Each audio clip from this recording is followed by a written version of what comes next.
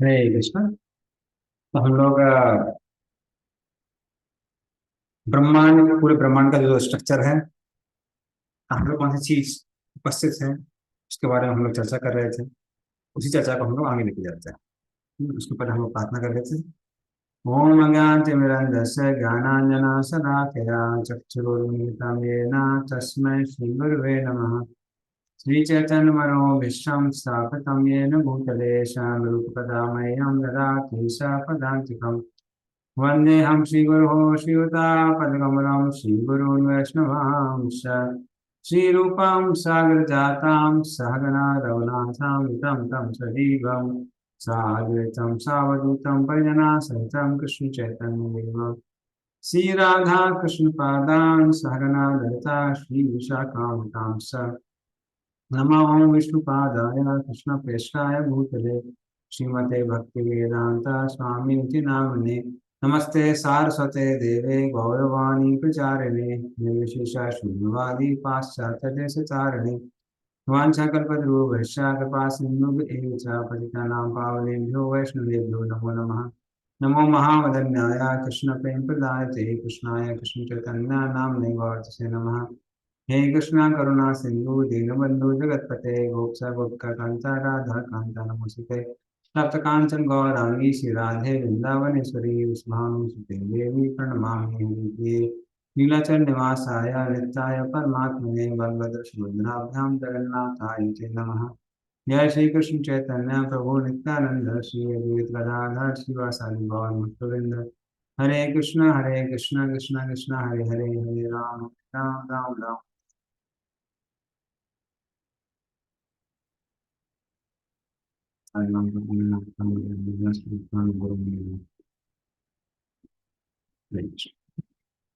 तो हम लोग जैसे कि चर्चा कर रहे थे, जो अलग अलग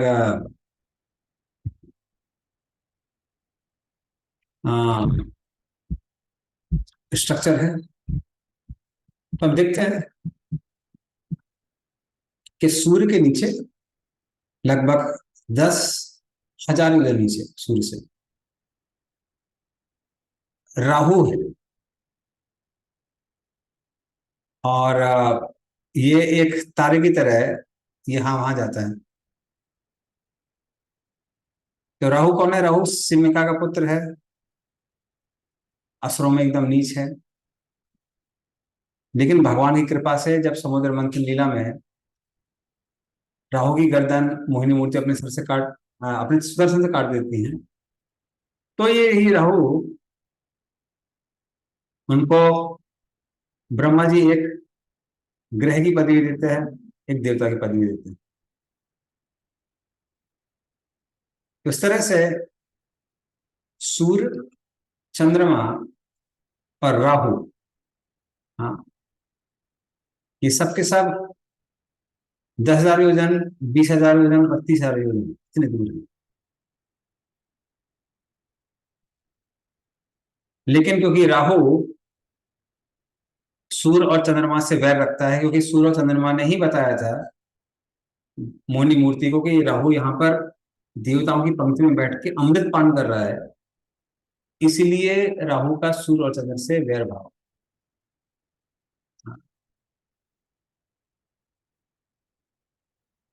तो इस तरह से आ, राहु पूर्णिमा के दिन और अमावस्या के दिन सूर्य चंद्रमा पर अटैक करता है और उनको ग्रास कर लेता है। तो जब परम पुरुषोत्तम भगवान ने सुना कि राहु हमला कर रहा है, तो उन्होंने सुदर्शन चक्र द्वारा सूर्य और चंद्रमा की सुरक्षा की। हाँ, तो इसलिए जब भी सूर्य ग्रहण और चंद्र ग्रहण होता है, उसके बाद भगवान हमें सुदर्शन भेजते हैं। और सुदर्शन से इतनी गर्मी और इतनी आभा निकलती है, हाँ, कि राहु के लिए उसको सहन करना बहुत मुश्किल होता है। तो राहु लगभग एक मुहूर्त के लिए उसको सहन करता है, उसके बाद चला जाता है। इसीलिए जनरली जो ग्रहण का समय है वो लगभग एक मुहूर्त का होता है। एक मुहूर्त मतलब 48 मिनट।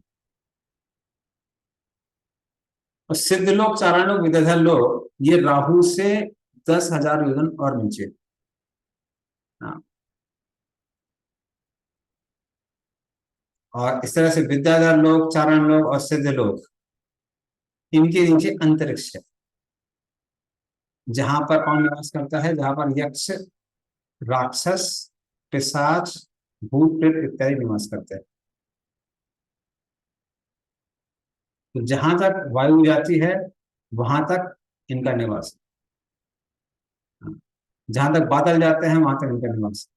तो अंतरिक्ष में ये सब रहते हैं, यक्ष, राक्षस, पिशाच, भूत प्रेत इत्यादि। और इनसे 100 योजन नीचे भूमंडल है।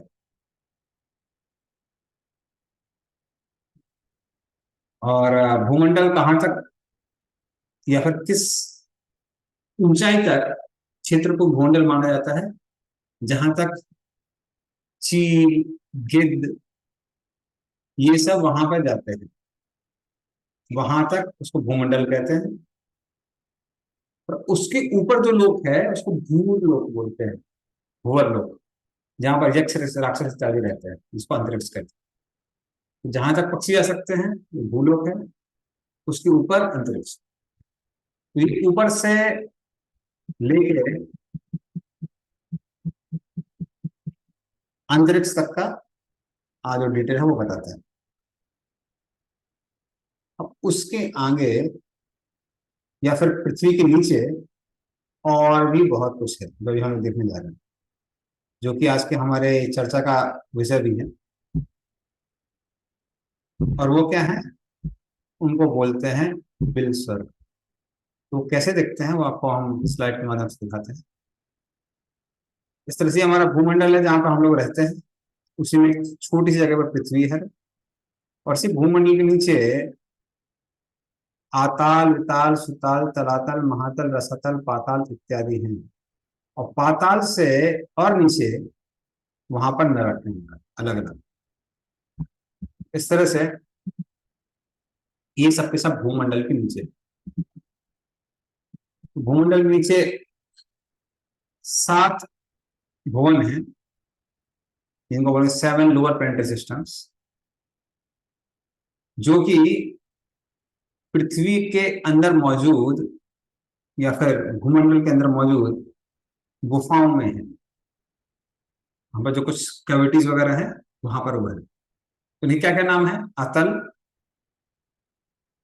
फिर इसकी लंबाई, चौड़ाई, ऊंचाई, ये सब जितने भी हैं 7 भुवन, इन सबकी ऊंचाई, लंबाई और चौड़ाई 10,000 योजन। तो अतल है, वितल है, अतल है, अतल के नीचे वितल, वितल के नीचे सुतल, सुतल के नीचे तलातल, तलातल के नीचे महातल, महातल के नीचे रसातल और फिर पाताल। इस तरह से 10,000 योजन, 10,000 योजन की उनकी हम देख सकते हैं हाइट भी है। तो एक के नीचे एक है। तो ये भी साधारण स्थान नहीं है, इनको बिल स्वर्ग कहते हैं। क्योंकि वो पृथ्वी के बिल के अंदर है, नीचे है। और यहाँ पर भी लोगों के बहुत सारे घर हैं, उद्यान हैं, इंद्रिय तृप्ति करने के लिए अलग साधन है, आप यहाँ एंजॉय कर सकते हैं।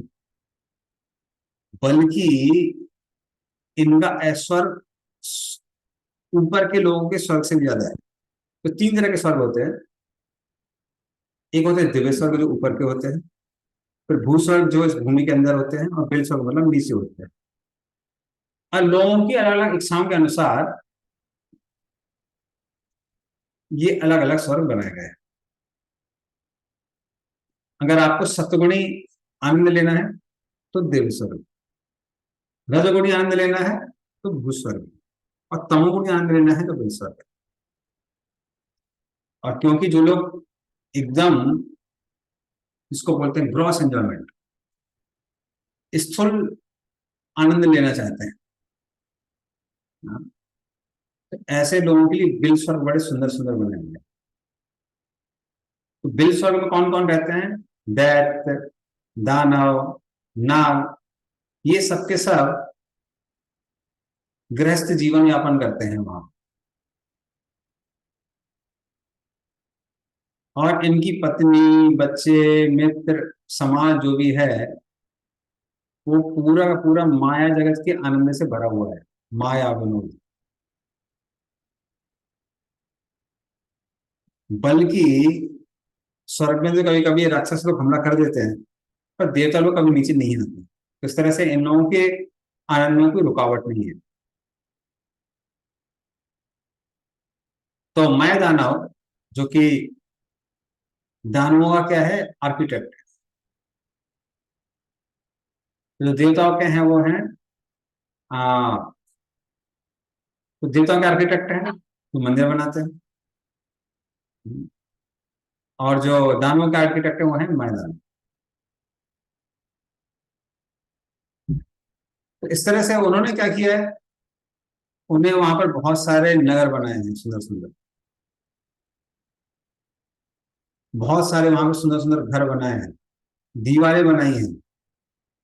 जैसे हम लोग देखते हैं कभी कभी किसी शहर या गांव के बाहर गेट होता है, तो सुंदर सुंदर गेट बनाए हैं वहां। फिर असेंबली हॉल बताया है, जहाँ पे लोग इकट्ठा हो सकते हैं। मंदिर है वहां पर। वहां पर रुकने की जगह है। और जो उधर पे अलग अलग दैत्यों दानवों के जो लीडर हैं, उनके घर तो सुंदर सुंदर रत्नों से बने हुए हैं।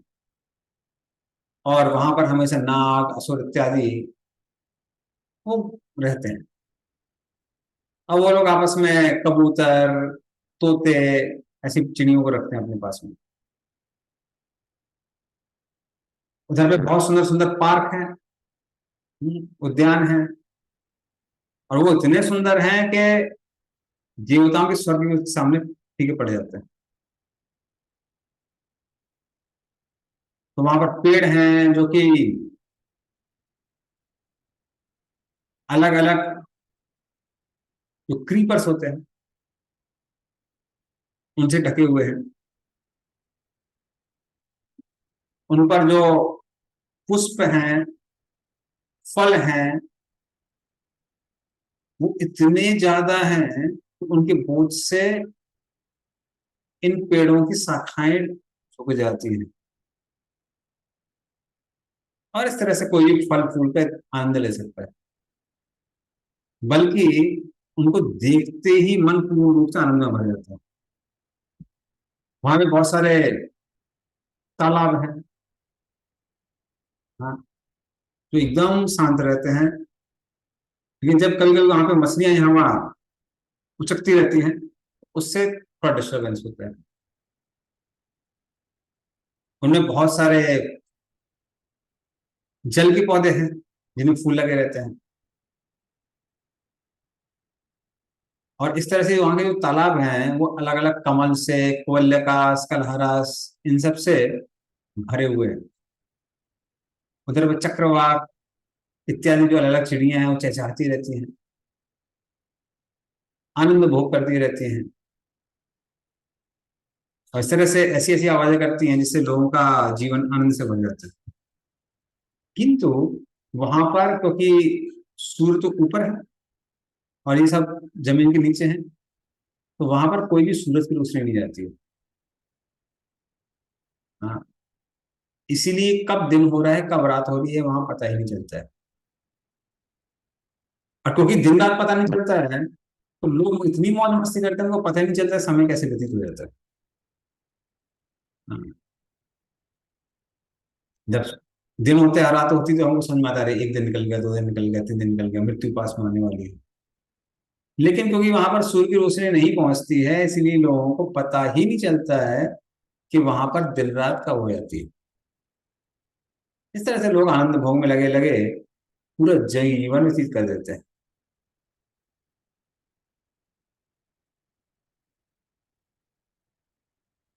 और अब प्रश्न आता है कि जब सूरज की रोशनी नहीं पहुंचती है तो रोशनी कैसे होती है? कम से कम देखने के लिए कुछ तो रोशनी चाहिए ना। तो नाग लोग के जो बड़े बड़े नाग हैं, उनके सरों पे जो मणियां हैं, उनसे वहां पर रोशनी होती है। अब कोई लोग कुछ कोई पूछ सकता है कि भाई इतनी भयंकर जगह क्यों बनाई है भगवान ने? क्योंकि इस दुनिया में बहुत सारे लोग हैं जिनको दिन पसंद नहीं आता, रात ही पसंद आती है। तो रात में वो जो अलग अलग पार्क स्ट्रीट इत्यादि अलग स्ट्रीट्स में जाते हैं और उसकी रोशनी में ही जो आनंद लेना चाहते हैं, हाँ, मदिरा पान करना, घूमना घामना, तो ऐसे लोगों की इच्छाएं कहाँ पूरी होती है? वो बिल स्वर्ग में पूरी होती है। जैसे संसार में भी आजकल लोगों ने बहुत सारे बिल स्वर्ग बना लिए हैं रात की लाइटनिंग द्वारा। पहले लोग सूर्योदय के साथ उठते थे, क्योंकि सूर्योदय से थोड़ा पहले उठते थे, और सूर्यास्त के बाद आनंद लेते थे, सोते थे।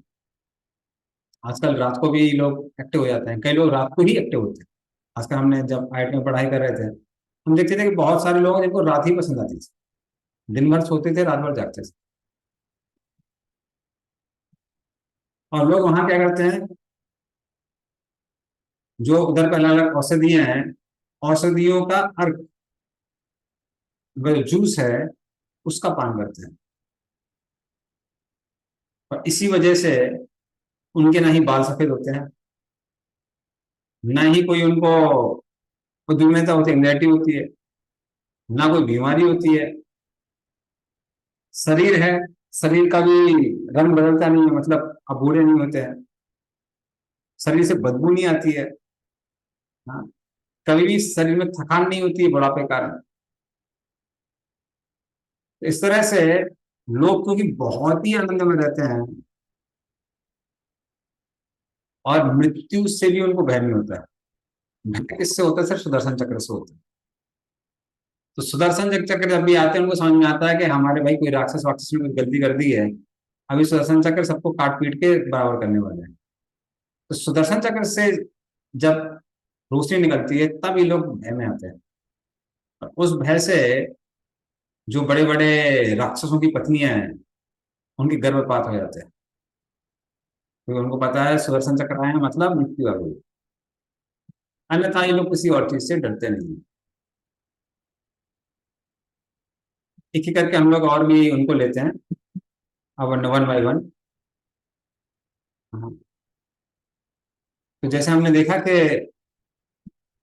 भूमंडल के नीचे अलग अलग स्थान है, तो ये सुमेरु पर्वत है। ये लगभग भूमंडल से 16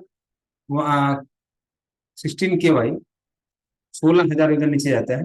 और उससे नीचे 10 मीटर तक कौन सा भूमंडल है या फिर कौन सा भवन है, इसको हम बोलते हैं अतल। तो अतल के बारे में बताते हैं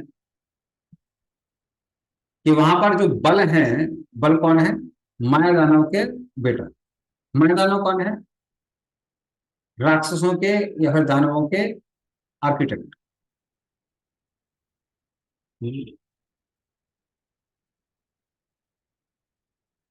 तो बल वहां पे रहते हैं, और बल ने वहां पे क्या किया है,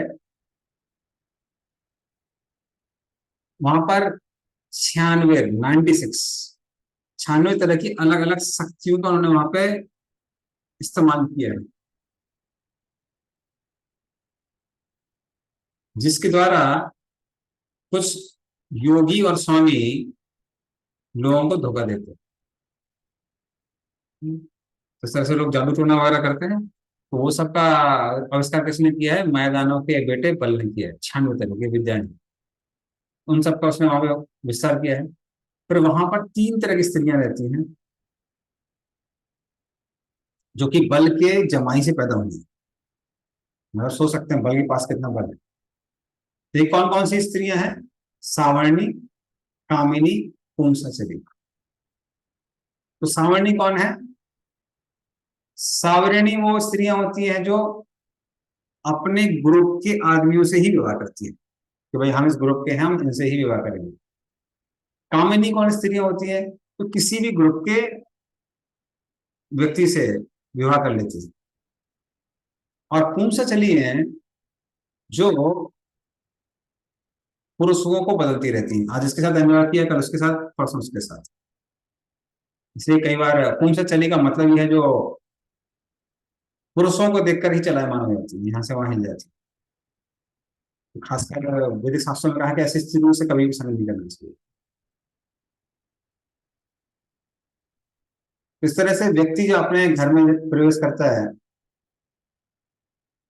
तो यहाँ की ये जो स्त्रियां हैं वो उनको एक मदरा देती है जिसका नाम है हाटक, और फिर उनके साथ भोग करती है। और जैसे ही जो ये व्यक्ति हाटक को ग्रहण करता है उसको लगता है जैसे उसके पास 10,000 हाथियों का बल आ गया। हाँ, और वो अपने आप को भगवान समझने लगता है। और इस तरह से इन स्त्रियों के साथ में वो करता करता करता करता कब उसका समय खत्म हो जाता है, कब मृत्यु का समय आ जाता है, उसको पता ही नहीं चलता है। इसलिए जब पूरा जीवन उसका मदिरापान, दारू में और स्त्री में।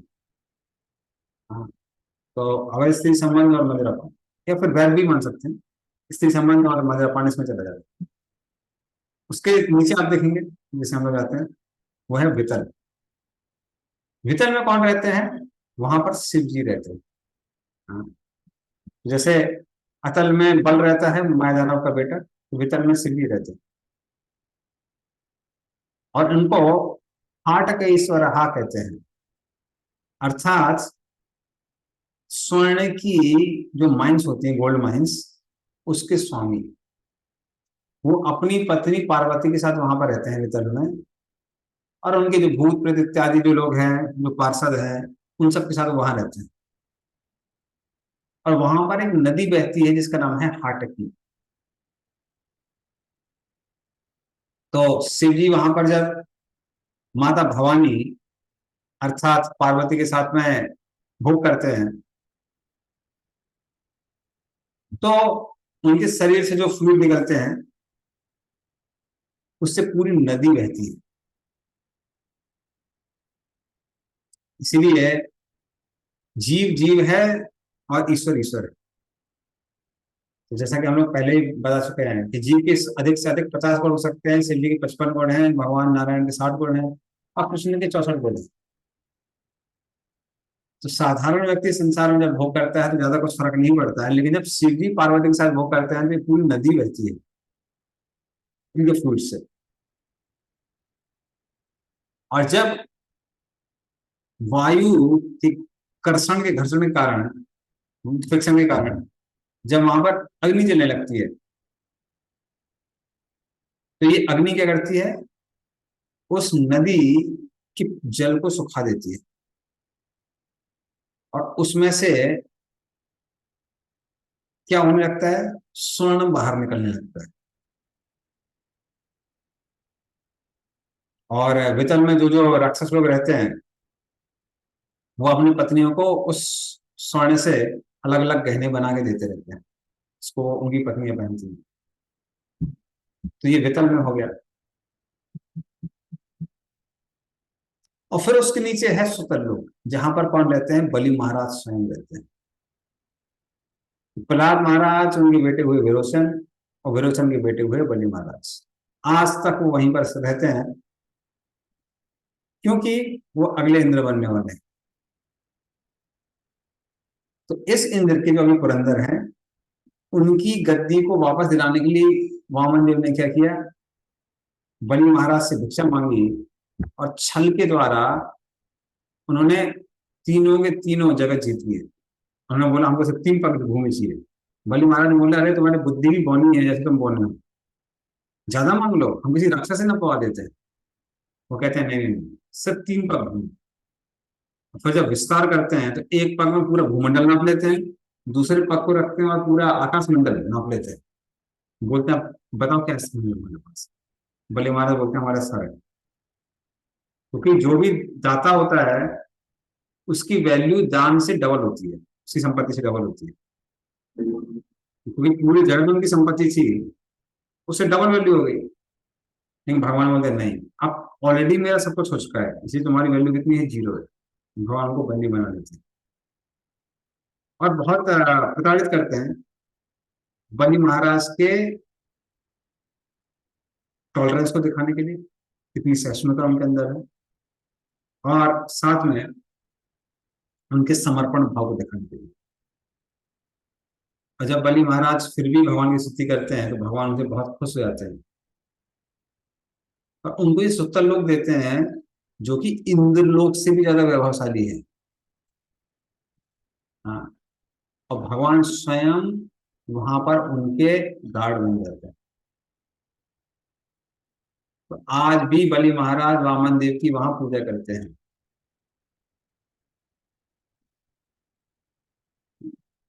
तो मात्र सुतल लोक की प्राप्ति बलि महाराज का असली स्वर नहीं है, जो कि आता जाता रहता है।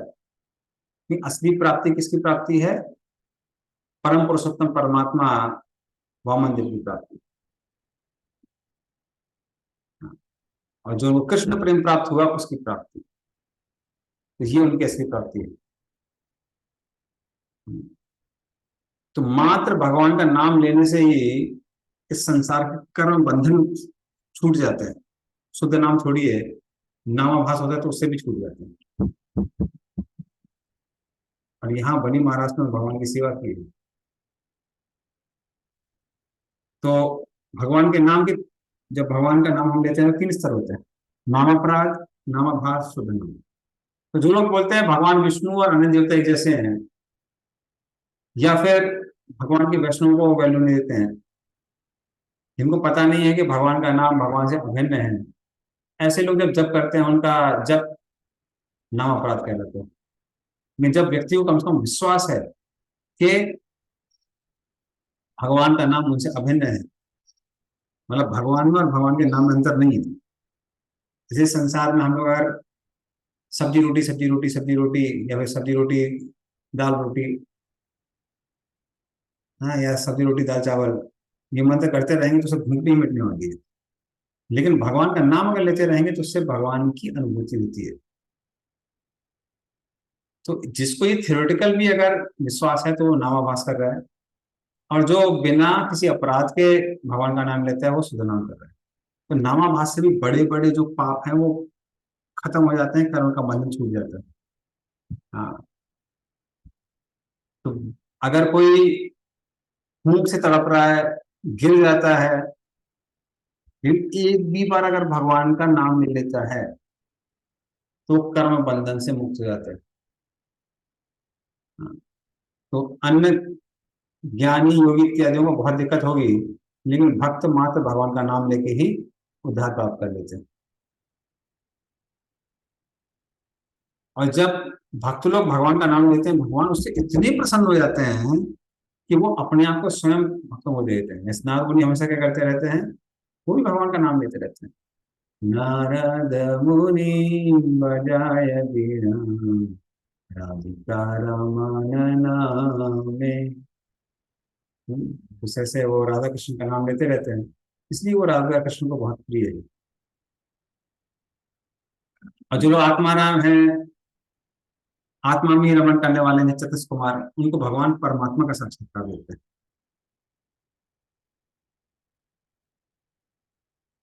और क्योंकि बलि महाराज को भगवान से इतना प्रेम था, भगवान स्वयं उनके डोरकीपर बन जाते हैं।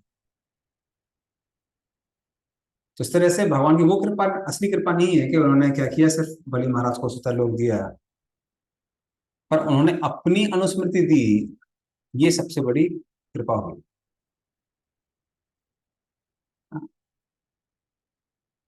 और लेकिन बलि महाराज को कि असुरों से ढके हुए थे, भगवान ट्रिक करके क्या करते हैं, बलि महाराज का सब कुछ छीन लेते हैं और पूरी दुनिया को दिखाते हैं क्या प्रेम है बलि महाराज का। जैसा हमने बताया, उनको वरुण पास से बांध देते हैं, गुफा में डाल देते हैं। लेकिन बलि महाराज जब प्रार्थनाएं करते हैं, उससे भगवान क्या करते हैं, बहुत प्रसन्न हो जाते हैं। तो जब इस तरह से भगवान उनको प्रताड़ित करते हैं, अपमानित करते हैं, बलि महाराज क्या कहते हैं? बलि महाराज कहते हैं जो ये इंद्र है, उसको पता नहीं कि असली स्वार्थ क्या है। अरे इंद्र आपसे अपनी दिव्य भक्ति मांग सकता था, प्रेम भक्ति मांग सकता था, सेवा मांग सकता था। क्या मांगा? स्वर्ग मांगा। हम्म। और क्या मांगा आपसे? आपको अपनी सेवा में लगा के उसको आपकी सेवा करनी चाहिए थी, उसने आपको ही आपको सेवा में लगा दिया। और क्या बोला? हमको इंद्रिय तृप्ति चाहिए। अरे इंद्र की पदवी कब तक रहती है? एक मनवंतर तक रहती है। जो कि अनंत काल के सामने तुच्छ सा समय है। इंद्र मूर्ख है इस तरह से। लेकिन हमारे जो परम दादाजी हैं प्रहलाद महाराज, उनको मालूम था कि असली स्वार्थ क्या है। इसीलिए उन्होंने, जब नरसिंहदेव ने बोला कि आपको क्या चाहिए, तो उन्होंने बोला सिर्फ भगवान आपकी सेवा चाहिए, क्योंकि मैं क्या हूँ, भक्त हूँ आपका, आपका सेवक हूँ। हमको अपने पिता की प्रॉपर्टी भी नहीं चाहिए जिन्होंने पूरे ब्रह्मांड पर राज कर लिया था। तो भगवान बोले देगा चाहे तो अपने पिताजी की प्रॉपर्टी ले सकते हो, उन्होंने बोला नहीं चाहिए। हाँ, उन्होंने बल्कि ये बोला कि हमको आध्यात्मिक जगत भी नहीं चाहिए, हमको आपको क्या चाहिए, सिर्फ सेवा चाहिए। आप चाहते हैं यहाँ रहो तो यहाँ रहेंगे, आप चाहते हैं कि वैकुंठ जा रहा हूँ वैकुंठ जाएंगे। जहां बोलोगे वहां जाएंगे।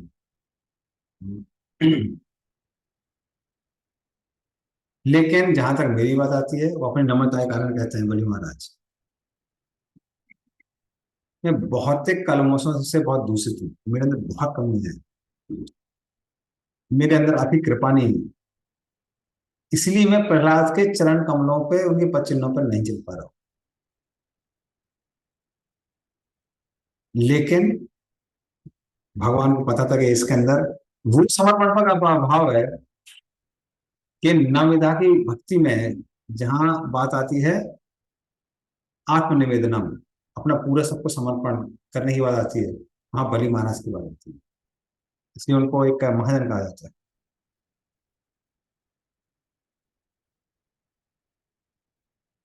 तो बोलते हैं सुखदेव गोस्वामी कि बलि महाराज का और भी जो गुणगान है वो हम बाद में करेंगे, लेकिन बस इतना ही मैं बता देता हूँ कि भगवान स्वयं अपनी गदा लेके बलि महाराज के द्वार के सामने खड़े रहते हैं और उनके घर की रक्षा करते हैं। जब रावण वहां पर बलि महाराज पर विजय प्राप्त करने के लिए आया था, वामन देव ने उसको 1 लात मारी थी, और वो 10,000 योजन दूर जाके गिरा था। तब रावण समझ गया, बाप रे, इनको विजय क्या प्राप्त करना है, इनके गार्ड से ही हम हार गए। तो इस तरह से बलि महाराज का जो सुतल लोक है उसकी महिमा थी। सुतल के नीचे है तलातल, जहां पर माया दानव, हाँ, जैसे कि हमारे देवताओं का आर्किटेक्चर है, जैसे विश्वकर्मा देवताओं के आर्किटेक्चर है, माया दानव राक्षसों के आर्किटेक्चर है। तो विश्वकर्मा ने इंद्र की नगरी इत्यादि बनाई है, सुधर्मा सभा बनाई है, बड़े बड़े भगवान विष्णु के मंदिर बनाए हैं। उसी तरह से माया दानव ने क्या किया है, नीचे के लोग बनाए। माया दानव वो 3 शहरों का मालिक है, सारे इंद्रजाल मैजिक उसका स्वामी है, और वो कहाँ रहता है, तलातल में रहता है। उसने त्रिपुर बनाए थे मैदानों ने, और भगवान शिव ने उन तीनों पुरों को क्या किया था, जला दिया था। इसलिए भगवान शिव का एक नाम है त्रिपुरारी। लेकिन बाद में भगवान शिव की कृपा से ही मैदानों को फिर से वो 3 शहर मिल गए, और शिव जी की सुरक्षा के कारण मैदानों को कभी कभी लगता है कि हमारा सुदर्शन से भय करने की आवश्यकता नहीं है। लेकिन सुदर्शन, उससे शिव जी भी भयभीत रहते हैं। खासकर हम जब देखते हैं कि सुदर्शन दुर्वासा मुनि के पीछे पड़ जाता है, और दुर्वासा मुनि शिव जी का आसरा लेते हैं। शिव जी कहते हैं मैं सुदर्शन से खुद भयभीत हूँ, मैं आपकी की रक्षा नहीं कर सकता। बल्कि सुदर्शन पूरी काशी नगरी को जला देता है, जब काशी राज और कृष्ण का युद्ध होता है। तब शिव जी को भगवान कृष्ण भुवनेश्वर का शहर देते हैं, बोलते हैं आप यहाँ पर रह सकते हैं, और यहाँ पर द्वारपाल बन के पूरी धाम की रक्षा कर सकते हैं। तो इस तरह तलातल के बारे में आता है। फिर उसके नीचे हम देखते हैं महातल है, अगला 10,000 योजन। तो यहाँ पर कौन रहते हैं? यहाँ पे अनेक फल वाले बड़े बड़े सांप रहते हैं। ये सब कद्रुओं के पुत्र हैं, और इनमें मुख्य हैं कुहका, तक्षक, कालिया, सुसेना इत्यादि। और अपनी पत्नी, बच्चे, मित्र, इन सब के साथ में वो लोग इतना आनंद भोग करते हैं कि वो पूरे संसार के दुख को भूल जाते हैं। लेकिन जब भी वो उनको गरुड़ की याद आती है, तो गरुड़ की याद से वो भयभीत हो जाते हैं। जिस तरह से महातल के का विवरण आता है, तो महातल के नीचे है रसातल। तो दिति और धनु,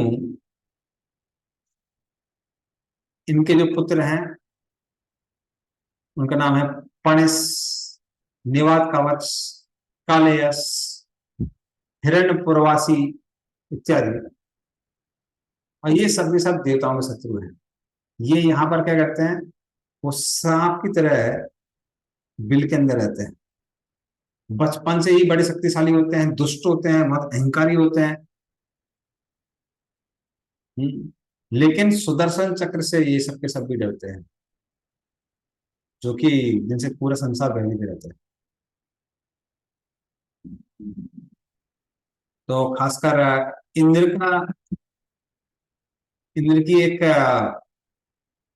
या फिर कुतिया थी, जो कि उनकी मैसेंजर थी, जिसका नाम था सरमन। उसने जब श्राप दिया था, तब से ये सारे के सारे जो सांप हैं, या फिर सांप रूप के दानव हैं, ये इंद्र से भयभीत रहते हैं। और उसके नीचे है पाताल, जिसको कभी कभी नागलोक भी कहते हैं। यहाँ पर भी बहुत भयंकर भयंकर सांप रहते हैं। जैसे कि उनका नाम है शंख, कुलिका, महाशंख, श्वेत, धनंजय, धृतराष्ट्र, शंखचूड़ा, कंबल, अश्वत्थ, देवदत्त, जैसे बड़े बड़े सांपों के जो लीडर हैं वो वहां पर रहते हैं। और उनमें जो मुख्य हैं वो है वासुकी। तो ये सबके साथ पूरा गुस्से से भरे रहते हैं। इनके बहुत सारे फन हैं। किसी के 5 फन हैं, किसी के 7 हैं, किसी के 10 हैं, किसी के 100 हैं, किसी के 1000 हैं। और इनके ऊपर जो मणियां हैं, इनके फनों के ऊपर, उससे नीचे के सारे लोगों में क्या होती है? रोशनी होती है। तो इस तरह से ये सब के सब कहाँ रहते हैं? ये पाताल में रहते हैं। और पाताल में भगवान अनंत भी रहते हैं वहाँ, और उसके नीचे भी बोल सकते हैं। तो वो सारा डिटेल हम लोग अगली बार डिस्कस करेंगे। तब तक हम कथा को यहाँ बता देते हैं। चंद्रा श्रीमद् भागवतम की जय, श्री गोपाल की जय, जय वर्तमान हरे बोल, हरे कृष्ण कृष्ण कृष्ण हरे हरे, हरे राम राम राम हरे हरे, श्री गोपाल की जय। हरे कृष्ण।